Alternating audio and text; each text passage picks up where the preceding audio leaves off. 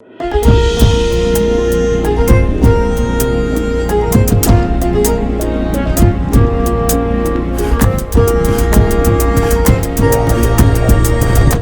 ጤና ይስጥልኝ ውድ የፈታ ዴሊ ተከታታዮቻችን፣ ይህ የዕለተ ሐሙስ ረፋድ ጥንቅራችን ነው። በዕለቱ ለእናንተ አዳዲስ መረጃዎች ይሰጣሉ ያልናቸውን ሀገራዊና ዓለም አቀፋዊ ዕለታዊ መረጃዎችን አሰባስበን በማጠናቀር ተገኝተናል። ቆይታችሁን ከእኛ ጋር እንድታደርጉ የቅድሚያ አክብሮታዊ ግብዣችን ነው። ወደ ዕለቱ ዝርዝር መረጃዎቻችን ከማለፋችን በፊት በቅድሚያ ዋና ዋናዎቹን እንጠቁማችሁ። የትግራይ አመራሮች መካከል ያለው የከረረ ውጥረት ዓለም አቀፍ ዲፕሎማቶችን ሳይቀር ጥያቄ ውስጥ እየከተተ ነው። ደብረጽዮን ስልጣን መያዛቸውን ቢያውጁም ከ4 ኪሎ ቤተ መንግስት የተሰማው ጥልቅ ዝምታ ነው። አሜሪካዊ አምባሳደር በጉዳዩ ላይ ጥብቅ ማሳሰቢያ ሰጥተዋል። ዝርዝር መረጃውን እናደርሳለን። የይገባኛል ውዝግብ ባለበት ራያ አላማጣ ያሉ ወጣቶችና ነዋሪዎች የህወሓትን ውሳኔ ተከትሎ በአካባቢው ሌላ አውዳሚ ጦርነት ሊከሰት ይችላል በሚል ስጋት አካባቢውን ለቀው በገፍ እየተሰደዱ መሆኑ ታወቀ። ወደ ቀሪው የኢትዮጵያ ክፍልና ወደ አረብ ሀገራት የሚደረግ ከፍተኛ ቁጥር ያለው ስደት ነው። በዚሁ ዙሪያ በዛሬው ዕለት የተሰራጨን አንድ ዘገባ አካተናል። ኢትዮጵያን የማዳከም ህልም ያላት ግብጽ ከሳውዲ አረቢያ ጋር በማበርና ሱዳንን በመጠቀም በጋራ አዲስ የውክልና ጦርነት እየጠነሰሱ መሆናቸው ተሰምቷል። ኢትዮጵያን ወደ ጦርነት ለመግፋት እየተጠነሰሰ ያለውን የግብጽና ሳውዲ አረቢያ ሴራን ያጋለጠ አዲስ መረጃ ይፋ ሆኗል። ይሰሙታል። በኤርትራና በአሜሪካ መካከል አዲስና ያልተጠበቀ የዲፕሎማሲ ንፋስ እየነፈሰ ነው። ለሁለት አስርት ዓመታት በጠላትነት ሲፈራረጁ የነበሩት ኃይሎች አሁን ላይ ሚስጥራዊ የሆኑ መልእክቶችን እየተለዋወጡ ይገኛሉ። ፕሬዚዳንት ኢሳያስ አፈወርቂ ለፕሬዚዳንት ዶናልድ ትራምፕ አስተዳደር አዲስ ፖሊሲ ይፋዊ ምላሽ ሰጥተዋል። መረጃውን ይዘነዋል። የአሜሪካ ፕሬዚዳንት ዶናልድ ትራምፕ በሳምንቱ ሰኞ ዕለት ከ20 ሺህ በላይ በሆርሙዝ ሰርጥ መውጫ ያጡ መርከቦችን በወታደር አጅበው የማስወጣት ዘመቻ መክፈታቸውን ገልጸው ሲያበቁ በማግስቱ ማክሰኞ ዕለት ላልተወሰነ ጊዜ ባለበት እንዲቆም መደረጉን ገልጸዋል። ከዘመቻው መቆም ጀርባ የሳውዲ አረቢያ እጅ ማስጠምዘዝ መኖሩን መረጃ አመልክቷል። ሳውዲ ትራምፕን ስላስገደደችበት ድርጊቷ መረጃ አክለናል። ትራምፕ የአሜሪካ አቋም ይህ ነው በማለት ለኢራን የመደራደሪያ ሀሳብ ልከዋል። የኢራን ወሳኝ ምላሽ እየተጠበቀ ነው። የድርድሩ መቀጠልና አለመቀጠልም የሚወሰነው በዚሁ የኢራን ቁርጥ ያለ ምላሽ ነው። ጥንቅራችን ከያዛቸው ዕለታዊ መረጃዎች መካከል ነው። እስከ ጥንቅራችን ፍጻሜ አብራችሁን ቆዩ። የምንለቃቸው ዕለታዊ ትኩስ ዜናዎች እንዲደርሷችሁ ላይክ፣ ሼር፣ ሰብስክራይብ ማድረግ እንዳትረሱ። ሜሪት ፕሮፐርቲስ ከ1.7 ሚሊዮን ብር ሙሉ ክፍያ ጀምሮ ዘመናዊ ንግድ ሱቆችን በመሃል መርካቶ ተክለ ሃይማኖት አቀረበ። ጂ+4 ዱባይ ሞል ስታንዳርድ የሆኑት ሞሎች ከ11 ካሬ እስከ 2000 ካሬ አማራጭ ያላቸው ሲሆን ከ440 ሺህ ብር ቅድመ ክፍያ ጀምሮ በአንድ ዓመት ጊዜ ውስጥ ይረከባሉ። በተመሳሳይ በመሃል ፒያሳ አራዳ ፓርክና ፍሬንድሺፕ ፊት ለፊት እስከ 30% ቅናሽ የተደረገላቸው መኖሪያ ቤቶችንም ማክለናል። ባለ 1 መኝታ በ4.2 ሚሊዮን ሙሉ ክፍያ፣ ባለ 2 መኝታ በ8.3 ሚሊዮን ሙሉ ክፍያ፣ ባለ 3 መኝታ በ11.3 ሚሊዮን ሙሉ ክፍያ። አሁኑን ይደውሉ። ስልክ 0961172493 0993472559 ሜሪት ፕሮፐርቲስ።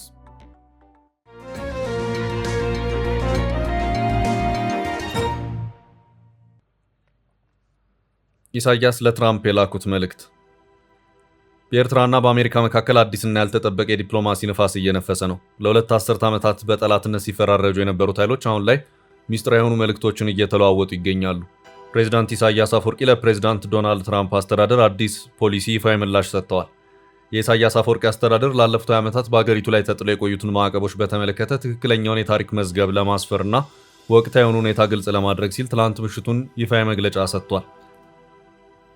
እንደ አስመራ አገላለጽ በ2009 በኦባማ አስተዳደር አማካይነት የተጣለው ማዕቀብ ምንም አይነት ህጋዊና እውነተኛ መረጃ ያልነበረው በፈጠራ ወሬዎች ላይ ብቻ የተመሰረተና ኢፍትሐዊ ድርጊት ነበር። ይህ ማዕቀብ በወቅቱ በዓለም አቀፉ ማህበረሰብ ዘንድ የቀረበው በገና ዋዜማ እንደነበር ያስታወሰው መግለጫው ድርጊቱ ኤርትራን ያለ አግባብ ለመጉዳት የታለመ ስልታዊ ጥቃት እንደነበር በአጽንኦት ገልጿል። በዚሁ መግለጫ ላይ የኤርትራ መንግስት በወቅቱ የነበረውን የዓለም አቀፍ ኃይሎች ሚዛን ወቅሷል። በተለይም የሩሲያ ተወካይ በማዕቀቡ መጣል ላይ ያሳየውን ያልተገደበ ድጋፍና የቻይናን በድምፅ የመታቀብ አቋም የማይረሳ የታሪክ ጠባሳ ሲል ገልጾታል። ኤርትራ በወቅቱ የተሰነዘረባትን የሐሰት ውንጀላና የተጣለባትን ኢፍትሐዊ ማዕቀብ በጽኑ ስትቃወም መቆየቷንና ለዓለም አቀፉ ፍትህ መጓደል ምስክር መሆኗን አስታውቃለች። እንደ ኤርትራ ማስታወቂያ ሚኒስትር መግለጫ አገሪቱ በማዕቀቡ ምክንያት ለደረሰባት ከፍተኛ ጉዳት እስካሁን የሚመጥን ምላሽ አላገኘችም። ምንም እንኳን የተባበሩት መንግስታት ድርጅት የጣለውን ማዕቀብ በ2018 ቢያነሳም የአስመራ አስተዳደር ግን ጉዳዩን በይቅርታ ብቻ ለማለፍ ፈቃደኛ አልሆነም። ይልቁንም ማዕቀቡ መጀመሪያውኑ ለምን እንደተጣለ፣ ለደረሰው ጉዳት ተጠያቂው ማን እንደሆነና የአልሸባብ እውነተኛ ደጋፊዎች እነማን እንደነበሩ ጥያቄዎችን በማንሳት ላይ ይገኛል። የባይደን አስተዳደር በ2021 የጣለውን ማዕቀብም በጽኑ የኮነነው የኢሳያስ መንግስት ዓለም አቀፍ ሕግ ለፖለቲካዊ ጥቅሞች መሳሪያ መሆን እንደሌለበትና ለተፈጸሙ ስህተቶች ተጠያቂነት ሊሰፍን እንደሚገባ አሳስቧል። በአሁኑ ወቅት የአሜሪካ የአንድ ወገን ማዕቀቦች ሊነሱ ይችላሉ የሚሉ መረጃዎች እየወጡ ባለበት ወቅት ኤርትራ ይህ እርምጃ የተሳሳቱ ፖሊሲዎችን ለማረም የሚደረግ ዘላቂ ጅማሮ እንዲሆን ተስፋ ታደርጋለች ሲል መግለጫው አመልክቷል። የኢሳያስ አስተዳደር ፍትህ፣ ህጋዊነትና እኩልነት እንዲሰፍን ጥሪ እያቀረበ ያለፉት 2 አስርት ዓመታት ስህተቶች በታሪክ መዝገብ ውስጥ ተመዝግበው እንደሚቆዩ አስታውቋል። ይህ በእንዲህ እንዳለ የአሜሪካ መንግስት በኤርትራ ላይ ጣላቸውን ማዕቀቦች ለማንሳት ማቀዱን የሚጠቁሙ የውስጥ ሰነዶች መገኘታቸውን ሮይተርስ መዘገቡ ይታወቃል። ይህ እርምጃ ዋሽንግተን ከአስመራ ጋር ያላትን ግንኙነት ለማሻሻል ያላትን ፍላጎት የሚያሳይ ቢሆንም ዋናው ግቡ ግን ኢትዮጵያ የባህር በር ፍለጋን ተከትሎ ወደ ወታደራዊ እርምጃ እንዳትገባና በቀጠናው አዲስ ጦርነት እንዳይቀሰቀስ ማስጠንቀቂያ ለመስጠት እንደሆነ ተንታኞች ይገልጻሉ።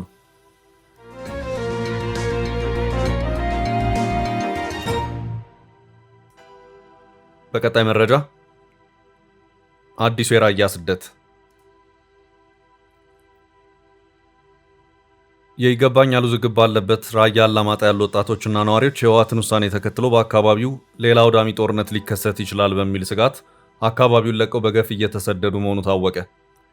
የዘገባው ምንጭ የሆነው ዶቼ ቬለ ባሰራጨው ዘገባው በአላማጣ ከተማና አካባቢ የሚገኙ ወጣቶች ወደ ተለያዩ የኢትዮጵያ ከተሞችና አረብ ሀገራት በስደት እያመሩ መሆኑን አመላክቷል። ወጣቶቹ በአካባቢው እንዳይኖሩ እያደረጉ ያሉትም የህወሓት ታጣቂዎች ናቸው እየተባለም ነው። ወጣቶችን አድኖ ማሰር የተለመደ ተግባር ነውም ተብሏል። ካለው ጥብቅ ክትትልና እስር ጋር በተገናኘም ማህበራዊ ግንኙነቶች ሳይቀሩ ተቀዛቅዘዋል ተብሏል። ወጣቶቹ ዳግም ጦርነት ሊቀሰቀስ ይችላል የሚል ስጋት እንደገባቸው ያመለከተው ዘገባው በፖለቲካ አመለካከታችንም ለእስር እየተዳረግን ነው ማለታቸውንም አክሏል። ወጣቶቹ ወደ ተለያዩ የኢትዮጵያ ከተሞችና አረብ ሀገራት በስደት እያመሩ መሆኑንም ዘገባው አመላክቷል።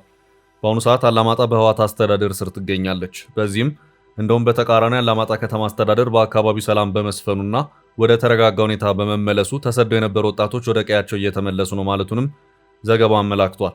ይሁንና ወጣቶች ግን አሁንም ከፍተኛ ገንዘብ በማውጣት በህገ ወጥ መንገድ ወደ አረብ ሀገራት መሰደድ መቀጠላቸውን እየገለጹ ነው። የወጣቶቹ መሰደድ በፈጠረው ማህበራዊ ቀውስ ምክንያት ወጣቶች በጸጥታ ኃይላት እንዳይያዙ በመስጋት ወላጆቻቸው ሲሞቱ በቀብር ስነ ስርዓታቸው ላይ ጭምር መታደም አለመቻላቸውን እንደተናገሩም የዶቼ ቬሌ ዘገባ አክሏል። ፈተናው በጣም የበዛ እናት አባትህን አያስቀብር፣ የእናት ልጅህን አያስቀብር። ይኸው ትላንትና የሞተው አባቴ ዛሬ እየተቀበረ ነው። እኔ ግን መሄድ አልችልም። ተሰደን በየሰው ሀገር እንገኛለን። ወጣቱ በአሁኑ ሰዓት ከዚህ መሮት ቆቦ ይሄዳል፣ ከቆቦ መሮት ወልዲያ ይሄዳል፣ ከወልዲያ መሮት ደሴ ይሄዳል፣ ከደሴ አዲስ አበባ፣ ከአዲስ አበባ ጅዳ ይገባል። ባህር እየገባ በባህር በአሳ እየተበላ ነው ሲልም አንድ ወጣት ለዶቼ ቬሌ ተናግሯል። በተለይም በአላማጣ ከተማ የሚገኙ ወጣቶች ከፍተኛ ገንዘብ በማውጣት ጭምር አካባቢያቸውን እያስለቀቁ በህገወጥ መንገድ ወደ አረብ ሀገራት የሚያደርጉት ጉዞ አሁንም መቀጠሉን ወጣቱ ተናግሯል። ቤት ንብረቱን ሸጦ ወደ ሳውዲ ይሄዳል፣ በሊቢያ ይሄዳል፣ እስከ 2 ሚሊዮን 3 ሚሊዮን አውጥቶ ይሄዳል። ያ ደግሞ ሳይሳካ ሲቀር ደግሞ ራሱን ያጠፋል ሲልም ሌላኛው ወጣት ለዶቼ ቬሌ ተናግሯል። አካባቢያቸውን ለቀው የሚሰደዱ ወጣቶች አብዛኞቹ የአረብ ሀገራትን መዳረሻ ማድረጋቸው ለከፋ ችግር ዳርጓቸዋል ያሉት የቀድሞ የአላማጣ ከተማ አስተዳዳሪ የነበሩት አቶ ስዩም አርብሴ አላማጣ በጣም አስቸጋሪ ሁኔታ ውስጥ ይገኛል። ማህበረሰቡ የስራ እድልም የለም። በዚህ ሰዓት የጅዳ በረሃ እየበላ ይገኛል። የጅዳ በረሃ ሊቢያ እስር ቤት ላይ እየተሰቃየ ነው። ሁኔታዎች በጣም ከባድ ናቸው ሲሉም ተናግረዋል። ገና ለገና ጦርነት ሊፈጠር ይችላል የሚል ግምት ይዘው አካባቢያቸውን ለቀው በሀገር ውስጥም ወደ ውጭም የሚሰደዱ ወጣቶች መኖራቸው እውነት ነው የሚሉት የአላማጣ ከተማ ከንቲባ አቶ ሞገስ ሽፈራው፣ ይሁን እንጂ አሁን ላይ በአካባቢው ሰላማዊ በመሆኑ ቀደም ሲል ሸሽቶ የወጡ ወጣቶች እየተመለሱ ነው ሲሉ ተናግረዋል። ወጣቱ ጦርነት ሊፈጠር ይችላል የሚል የቅዠት ፕሮፓጋንዳ እየሰሙ ከዚህ ወደ አረብ ሀገር ብቻ ሳይሆን ወደ አዲስ አበባም ወደ ተለያዩ ቦታ ሊሄዱ ይችላሉ። አሁን ደግሞ እኛ አካባቢ ያለው የሰላም ሁኔታ ከተረጋጋ በኋላ እንደ አዲስ ወደ ቤቱ መመለስ ጀምሯል። ወደ ቤቱ እየተመለሰ ነው ያለው፣ ቤቱም እየገባ ነው ያለው። እኛም ወደ ቤቱ በመመለሱ ደስተኞች ነን ሲሉም እንደውም አለ የተባለውን የከፋ የስደት ሁኔታ አጥብቀው አስተባብለዋል። በአላማጣ ከተማ ከሰሜኑ ጦርነት በኋላ ለወጣቶች የተፈጠረው የስራ ዕድል አነስተኛ ነበር የሚሉት አቶ ሞገስ አሁን ላይ መንግስት የተለያዩ የስራ ዕድሎችን መፍጠሩንም ተናግረዋል። ምንም እንኳን የአላማጣ ከተማ አስተዳደር ወጣቶች ከዚህ ቀደም ጦርነትን ሽሽት ከሄዱበት እየተመለሱ ነው ቢልም በኬላዎች ላይ በሚደረግ ጥብቅ ፍተሻ ተፈላጊ ናቸው የሚባሉ ወጣቶች እየተያዙ መሆኑንም ዘገባው አክሎ አመልክቷል። በአላማጣና አካባቢው ብቻ ሳይሆን በበርካታ የትግራይ አካባቢዎች በቀጣይም ሌላ አውዳሚ ጦርነት ሊከሰት ይችላል በሚል ስጋት በርካታ ወጣቶች ክልሉን ጥለው እየተሰደዱ መሆኑን የቀደሙ ዘገባዎች እያመለከቱ እንደነበር የሚታወስ ነው።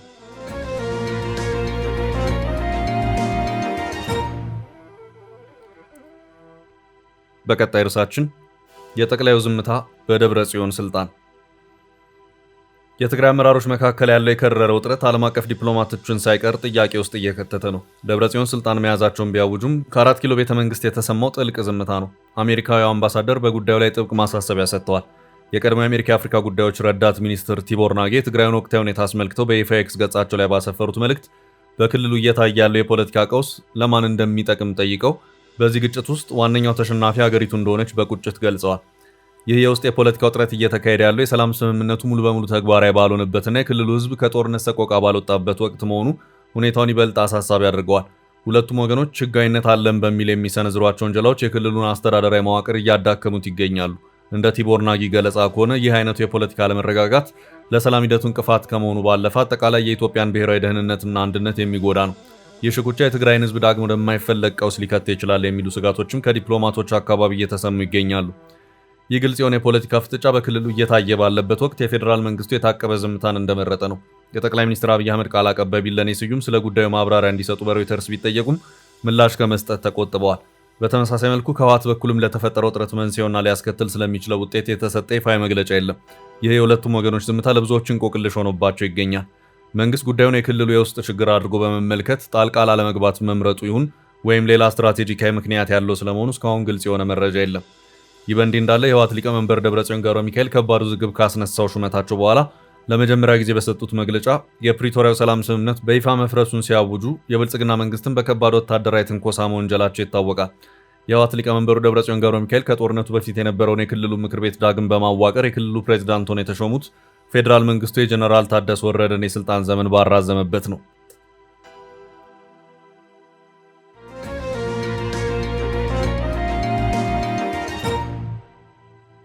በቀጣይ መረጃ የተጠነሰሰው የውክልና ጦርነት። ኢትዮጵያን የማዳከም ህልም ያላት ግብጽ ከሳውዲ አረቢያ ጋር በማበርና ሱዳንን በመጠቀም በጋራ አዲስ የውክልና ጦርነት እየጠነሰሱ መሆናቸው ተሰምቷል። ኢትዮጵያን ወደ ጦርነት ለመግፋት እየተጠነሰሰ ያለውን የግብጽና ሳውዲ አረቢያ ሴራን ያጋለጠ አዲስ መረጃ ይፋ ሆኗል። የሱዳን መንግስት ኢትዮጵያና የተባበሩት አረብ ኤምሬትስ በባህር ዳር በኩል ዋናውን የሀገሪቱን አውሮፕላን ማረፊያ በጋራ አጥቅቷል የሚል ክስ ማቅረቡ በካርቱምና በአዲስ አበባ መካከል ያለውን ዲፕሎማሲያዊ ግንኙነት በከፍተኛ ሁኔታ አሻክሮታል። ኢትዮጵያ በበኩሏ የቀረበባትን ውንጀላ በጽኑ በማስተባበል ሱዳን የህወሓት ተዋጊዎችንና ሌሎች ጸረ ኢትዮጵያ ኃይሎችን በማስታጠቅና በመርዳት የቆየች መሆኗን አስታውሳለች። ይህ የቃላት ጦርነት በድንገት የተከሰተ ሳይሆን ከጀርባው የግብጽና የሳውዲ አረቢያ የጥቅም ፍላጎት እንዳለበት የግሎባል ሪሰርች ድረገጽ አዲስ መረጃ ያመለክታል።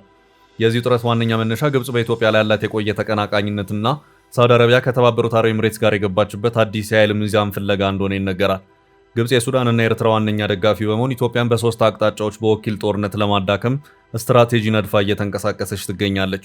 ካይሮ የኢትዮጵያን ኃይል በመከፋፈልና ሀገሪቱን ወደ ውስጣዊ ቀውስ በመክተት የአባይ ግድብን ጨምሮ በሌሎች ቀጠናዊ ጉዳዮች ላይ ያላትን ተጽዕኖ ለመቀነስ አልማለች።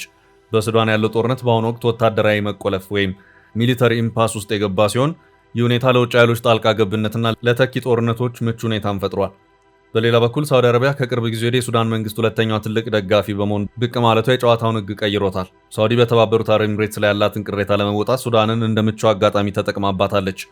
በተለይም ኤምሬትስ ከሳውዲ በላይነት የሚታይበት የኦፔክ አባልነት መውጣቷን ተከትሎ ሪያድ ለኤምሬትስ ስትራቴጂካዊ አጋር ለሆነች ኢትዮጵያ ፈታኝ ሁኔታዎችን በመፍጠር አጸፋዊ እርምጃ ለመውሰድ እየሞከረች እንደሆነ ነው የተመላከተው። ምንም እንኳን ኢትዮጵያ ከሳውዲ ጋር መልካም ግንኙነት ቢኖራትም ሳውዲ ግን ከኤምሬትስ ጋር ላለባት የስልጣን ሽኩቻ ቅድሚያ በመስጠት የኢትዮጵያን ሰላም ሊያውኩ የሚችሉ እንቅስቃሴዎችን ወደ መደገፍ እያዘነበለች መሆኗ የሁኔታውን ውስብስብነት ያሳያል። የቀጠናው ሁኔታ እጅግ አሳሳቢ ወደሆነው ደረጃ እያመራ ይገኛል። ግብጽ ኢትዮጵያን ወደ ትናንሽና ደካማ አስተዳደሮች የመበታተን ፍላጎት ሲኖራት፣ ሳውዲ ደግሞ በየመን ደቡባዊ ክፍል ኤምሬትስን እንዳሸነፈች ሁሉ በሱዳን በኩልም ሌላ ዕድል ለመቀዳጀት እየጣረች ነው። ኢትዮጵያ በበኩሏ በኤርትራ በኩል ሊከፈትባት የሚችለውን ግንባር ለመከላከልና የውስጥ ሰላሟን ለመጠበቅ ብርቱ ጥረት እያደረገች ቢሆንም የዓለም አቀፍ የኤነርጂ ቀውስና የሀገሪቱ ከባህር በር መራቅ ተጋላጭ አድርጓታል።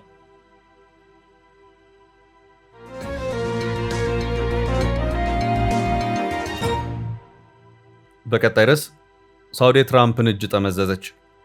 የዘመቻ ነጻነት መቆም የሳውዲ ተጽዕኖ ነው ተባለ። የአሜሪካ ፕሬዝዳንት ዶናልድ ትራምፕ በሳምንቱ ሰኞ ዕለት ከ20 ሺህ በላይ በሆርሙዝ ሰርጥ መውጫ ያጡ መርከቦችን በወታደር አጅበው የማስወጣት ዘመቻ መክፈታቸውን ገልጸው ነበር። ሆኖም ዘመቻ ነጻነት የተሰኘው ተልዕኮ በማግስቱ ማክሰኞ ዕለት ላልተወሰነ ጊዜ ባለበት እንዲቆም መደረጉ ተገልጿል። ትራምፕ የሰጡት ምክንያት ከኢራን ጋር ያለው ንግግር ውጤት አሳይቷል የሚል ነው። ዛሬ ላይ የወጡ ዘገባዎች ግን ትራምፕ በሳውዲ ጫና የተነሳ የዘመቻውን እቅድ ማቆማቸውን የተነገረው። ኢየሩሳሌም ፖስት ባወጣው ዘገባ ሳውዲ አረቢያ በዘመቻ የትራምፕን እጅ ማስጠምዘዟን ዘግቧል። ሳውዲ ለአሜሪካ ጦር የአየር ክልሏን በመከልከልና ለወታደራዊ ዘመቻው የምድር እንቅስቃሴን በማገድ ነው ትራምፕን የተጫነችው። ጄሩሳሌም ፖስት ኤንቢሲ የዜና ምንጭን ጠቅሶ ባቀረበው ዘገባ የገልፉ ሀገራት በትራምፕ ዘመቻ ነጻነት እወጃ መገረማቸውንና ያልጠበቁት ክስተት እንደነበረ አስፍሯል።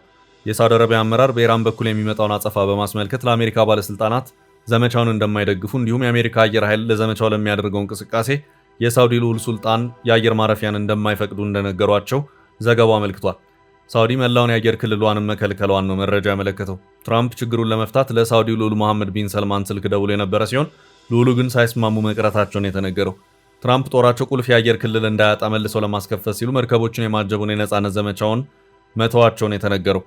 የአሜሪካ ጦር ካለ ሳውዲ አየር ክልል ኢራንን መምታትም ሆነ በሆርሙዝ ሰርጥ ወታደራዊ ዘመቻ መከወን የሚከብደው ስለመሆኑ መረጃው አመልክቷል።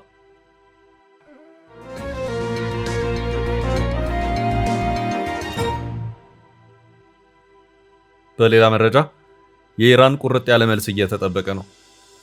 ጦርነቱ እንዲያበቃ ለማድረግ እየተደረገ ባለው ጥረት ኢራን በዛሬው ዕለት ለአሜሪካ የመደራደሪያ አቋሞች ወሳኝ ምላሽ እንድትሰጥ እየተጠበቀ መሆኑን የሲኤንኤን ዘገባ አመላክቷል።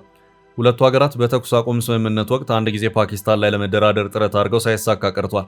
ከዚያ በኋላም ኢራን ያሉኝ አቋሞች እነዚህ ናቸው በማለት ባለ 14 ነጥብ የመደራደሪያ ነጥቦችን በፓኪስታን በኩል ለአሜሪካ ልካለች። ትራምፕ የመጀመሪያው ዙር የኢራን ነጥቦች አልተመቹኝም በማለታቸው ኢራን ሁለተኛ ዙርን አሻሽላ ልካም ነበር። በዚህም ቢሆን ትራምፕ ብዙም ደስተኛ ለመሆናቸውን ሲገልጹም ነበር። አሁን ደግሞ የአሜሪካ ፍላጎቶች ምን እንደሆኑ በዝርዝር ለኢራን ተልከዋል። በሲኤንኤን ዘገባ መሰረትም አሁን ለዚሁ የአሜሪካ አቋሞች የኢራን ምላሽ በጥብቅ እየተጠበቀ ነው። ሁለቱ ሀገራት በሚያደርጓቸው የሶስተኛ ወገን የአቋም ልውውጦች የመቀራረብ ሁኔታዎች ካሉ በቀጥታ ወደ ድርድር የሚገቡ መሆኑም እየተነገረ ነው። ትራምፕ በዚሁ ዙሪያም ጥሩ የሆኑ ሂደቶች እየታዩ ነው በማለት መናገራቸውን ሲኤንኤን አመላክቷል። በትራምፕ በኩል ጠበቅ ተደርጎ የተያዘው ኢራን የኒኩሌሩን ጉዳይ እርግፍ አድርጋ እንድትተው ነው። ትራምፕ ከዚህም ባለፈ ኢራን ያበለጸገችውንና ወሳኙን የኒኩሌር ግብዓት የሆነውን ዩራኒየም ታስረክበን እያሉም ይገኛሉ። በሌላ በኩል ኢራን የድርድር ነጥቦች አድርጋ ያነሳቻቸው የማዕቀብ መነሳትን፣ በአሜሪካ የታገደባት ገንዘብ እንዲለቀቅላት፣ አሜሪካ በሆርሙዝ ወደቦቿ ላይ ጣለቻቸውን እገዳዎች እንድታነሳላት፣ ጊዜያዊ የተኩስ አቁም ስምምነት ወደ ቋሚ ዘላቂ የተኩስ አቁም ስምምነት እንዲቀየር ነው። ትራምፕ የበለጸገውን ዩራኒየም አስረክቢ፣ እንደዚሁም የኒኩሌሩንም ጉዳይ እርግፍ አድርገሽ መተው አለብሽ የሚሉትን ጉዳይ በተመለከተ ኢራን ምን ሲደረግ እያለች ትገኛለች። ትራምፕ የአሜሪካ አቋም ይሄ ነው በማለት ለኢራን በጽሁፍ ያሳወቁትም በዚህ የኢራን የከረረ አቋም መሃል ነው። ወደ ቀጣይ ርዕሳለ ወታደራዊ ስምምነቱ ጸደቀ። በኢትዮጵያና አዘርባይጃን መካከል ከ4 ወር በፊት የተፈረመ የመከላከያ ትብብር ስምምነት በይፋ መጽደቁ ተሰማ። በአዘርባይጃን ሪፐብሊክና በኢትዮጵያ ፌዴራል መንግስት መካከል ስምምነቱ የተፈረመው ፌብሩዋሪ ወር በቀን 27 ነበር። ስምምነቱን ጠቅላይ ሚኒስትር አብይ አህመድ ወደ አዘርባይጃን አምርቶ በነበረበት ወቅት ለፕሬዝዳንት ኢልሃም አሊየቭ ጋር የተፈራረሙት ነበር። የአገሪቱ ፓርላማ ድምጽ ከሰጠበት በኋላ በዛሬው ዕለት ፕሬዝዳንት ኢልሃም አሊየቭ ህግ አድርገው ማጽደቃቸው ተዘግቧል። ኢትዮጵያና አዘርባይጃን በመከላከያ ኢንዱስትሪ፣ በወታደራዊ ሳይንስና በትምህርት ዘርፍ በስፋት ለመስራት የሚያስችል ህጋዊ ማዕቀፍ በዚህ ስምምነት ያገኙ ሲሆን በተለይም አዘርባይጃን በቅርብ ዓመታት ያሳየችው የወታደራዊ ቴክኖሎጂ እድገት ለኢትዮጵያ መከላከያ ሰራዊት ዘመናዊነት ከፍተኛ ግብዓት እንደሚሆን ተገልጿል። ይህ የፓርላማ ሂደትም ስምምነቱ በሁለቱም ሀገራት ዘንድ ያለውን የጸና ቁርጠኝነት የሚያሳይ መሆኑን የተነገረለት። አሁን ስምምነቱ ህጋዊ መሆኑን ተከትሎ የጋራ ወታደራዊ ስልጠናዎችና የቴክኖሎጂ ሽግግሮች ወዲያውኑ እንደሚጀመሩም ይጠበቃል። ይህ ሂደት ኢትዮጵያ ከአዳዲስ አጋሮች ጋር ያላትን ወታደራዊ ትብብር ለማስፋት የፈረመችው የዲፕሎማሲያዊ ጥረትና ትልቅ ስኬት ተደርጎ ይወሰዳል። ውድ ቤተሰቦቻችን ለዛሬ ያዝንላችሁን ርዕሰ ጉዳዮች እዚህ ላይ ቋጭን። ላይክ፣ ሼር እና ኮሜንት በማድረግ ለቻናላችን ድጋፋችሁን መግለጽ እንዳትዘነጉ እያልን ከሌሎች መረጃዎች ጋር ደግመን እስክንገናኝ ቸር ያሰማን።